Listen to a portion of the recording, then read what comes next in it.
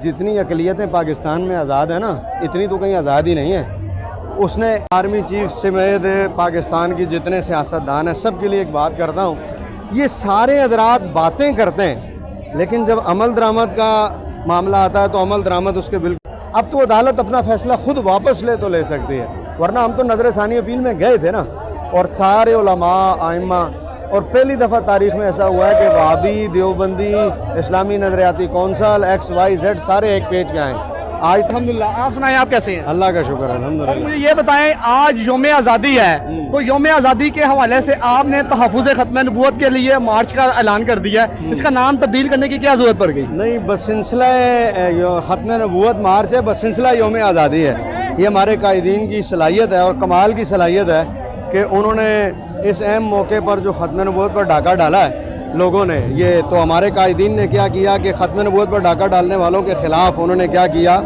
कि मार्च ख़त्म नबूवत रखा, और चूँकि मौका 14 अगस्त का था तो बसिलसिला 14 अगस्त रखा, यानी यौम आज़ादी।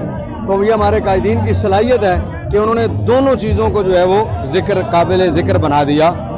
अगर हम इस मौके पर ख़त्म नबूवत मार्च ना रखते तो आप मुझे ख़ुद बताएँ कि ऐसी आज़ादी को हमने क्या करना जिसमें ख़त्म नबूवत पर ही डाका पड़ जाए। ये तो मिजाज के ख़िलाफ़ था ना आज़ादी के, क्योंकि आज़ादी के वक्त नारा लगा था कि पाकिस्तान का मतलब क्या, ला इलाहा इल्लल्लाह। तो जितनी भी आज तक हुकूमतें आई हैं वो पाकिस्तान का मतलब क्या भूल गई हैं, पाकिस्तान ही याद है, मतलब याद किसी को नहीं है। तो हमारे कायदीन का तो शुक्र अदा करना चाहिए, उन्होंने इस मतलब और मकसद को दोबारा जो है वो याद करा दिया है कि मौका 14 अगस्त का और मार्च ख़त्म नबूवत का है।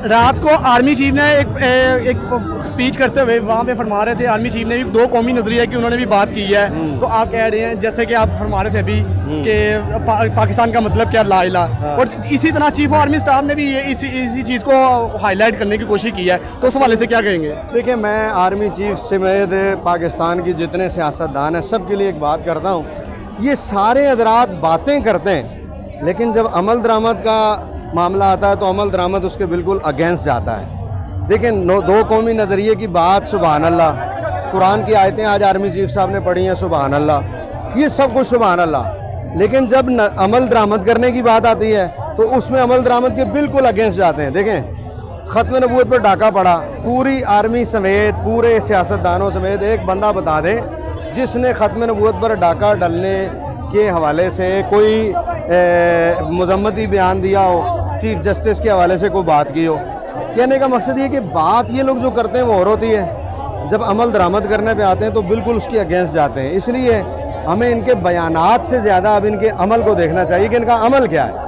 अगर तो आर्मी चीफ साहब और दूसरे लोग, पाकिस्तान की जो क़यादत है इस वक्त, हुकूमत PDM की चल रही है, नून लीग का तो नाम ही है, PDM की हुकूमत है, अगर ये लोग बाकायदा अमल दरामद करें ना तो फिर हम कहेंगे हाँ यार, ये जो कहते हैं वो करते भी हैं।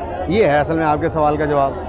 मुझे ये बताएं, ये जो चीफ जस्टिस ने मुतनाज़ा फैसला दिया है, इस हवाले से आप दोबारा भी तो अदालत जा सकते हैं। हाँ, देखें, असल में दोबारा का मसला तो ये ना कि एक दफ़ा पहले नज़र सानी अपील दायर हुई थी ना, नज़र सानी अपील दायर होने के बाद फिर दोबारा नज़र सानी पर फैसला आया। अब इस पर नज़र सानी नहीं होती है, आपका कोई ऐसा कानून नहीं है ना। अब तो अदालत अपना फ़ैसला खुद वापस ले तो ले सकती है, वरना हम तो नज़र सानी अपील में गए थे ना, और सारे उलमा आइम्मा, और पहली दफ़ा तारीख़ में ऐसा हुआ है कि वहाबी, देवबंदी, इस्लामी नज़रियाती कौंसल, XYZ सारे एक पेज पे आए। आज तक सबका गिला ये था ना मौलवी रल दे नहीं, हुण तो मौलवी रल गए ना, उनकी पीड़ है, हुण करो। नहीं, मौलवी तो रल गए या दूसरे जो भी मसलक हैं वो रल गए। हाँ। लेकिन फिर भी चीफ जस्टिस साहब ने उनका फैसला एक साइड पर उनका वो सुनने बगैर, हाँ। उनकी कोई भी चीज़ को उन्होंने रद्द करते हुए हाँ। फैसला दे दिया। इसका मतलब, और दूसरी तरफ कहा जाता है कि पाकिस्तान में अक़लियतें महफूज नहीं हैं, तो जो है मजहबी जो लोग हैं ये बड़े मजबूत हैं, और 2019 से जो केस चल रहा है वो 2024 में आगे वो ख़त्म होता है। आज आपने पटेल साहब की बेटी का बयान सुना है? उनका ताल्लुक़ गुजरात से है, और वो पटेल साहब की बेटी पता क्या कहती है, और कांग्रेस की सियासतदान है वो, बेटी भी और बाप भी। उनका बयान पता क्या है? उन्होंने कहा जी मैं मकान ढूंढ रही हूँ, 2 साल से मुझे मकान नहीं मिल रहा, और वो कहते हैं आप मुस्लिम हैं, आपको मकान नहीं देंगे। जितनी अक़लियतें पाकिस्तान में आज़ाद है ना, इतनी तो कहीं आज़ादी नहीं है। उसने, कैंकर ने हैरत से सवाल किया, उसने कहा आप पटेल की बेटी हैं, आपको मकान नहीं मिल रहा? उसने कहा बेटी को छोड़ो, मेरी बीवी, मेरी माँ पटेल की बीवी, वो ढूंढती रही, उन्हें मकान नहीं मिला।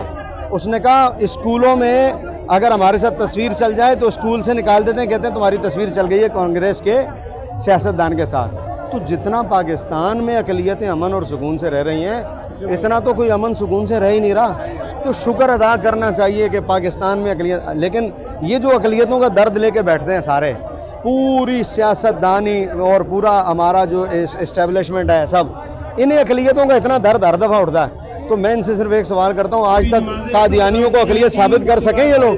पहले ये अपना सारा जोर लगा लें, जिन्होंने कहते पीछे का भी जोर ला लो, वो भी ला के पहले अक़लियत साबित तो करो।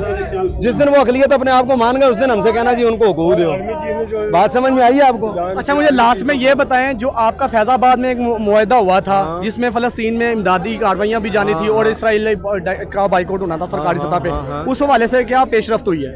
देखें, पेशरफ्त उस हवाले से पहली तो ये हुई है कि सबसे बड़ा जो हमारा काम था ना, इसराइल को दहशतगर्द करार दिलवाना।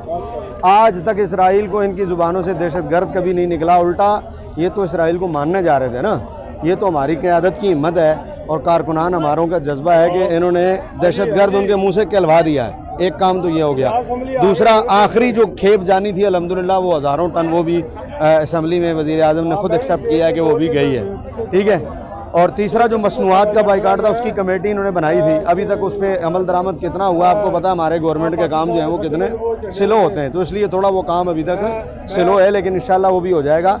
दूसरी बात ये कि देखें, हमारा काम है एहतजाज करना, हम हुकूमत नहीं है, हम रियाया हैं। रियाया एहतजाज करती है, एहतजाज के बाद ताउन करना, मुआहदा मंजूर करना, ये उनका काम।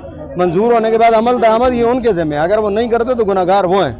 आपने अपना हक अदा कर दिया ना, आपका काम था मैदान में निकलना, आप निकल आए। अब आप क्या कर सकते हो? उसके अलावा डंडा तो उठा नहीं सकते। आपकी एक रियासत है, कानून है, एक सिस्टम है, आप सिस्टम को चैलेंज थोड़ी कर सकते हैं। तो इसलिए आपका जो सिस्टम बना हुआ है उसमें उसके तहत मातहत रह के काम किया जा सकता है ना, क्योंकि मुल्क हमारा है ना। अगर अमलाक का नुकसान होगा तो आपका नुकसान और मेरा नुकसान एक ही है ना, अपना ही नुकसान है ना। इसलिए अल्हम्दुलिल्लाह मैदान में निकलना था, वो निकलें। अभी अगला तीसरा मुआहदा अब उनके ज़िम्मे, वो पूरा करें तो ठीक है, नहीं तो वो गुनाहगार हैं कि वो झूठ बोला उन्होंने। रियासत जो है वो इस बात का हक़ ही नहीं रखती कि वो झूठ बोले और मुआहदे पर अमल दरामद न करें, ठीक है ना। चलें जी, बहुत शुक्रिया सर आपका आपका। शुक्रिया।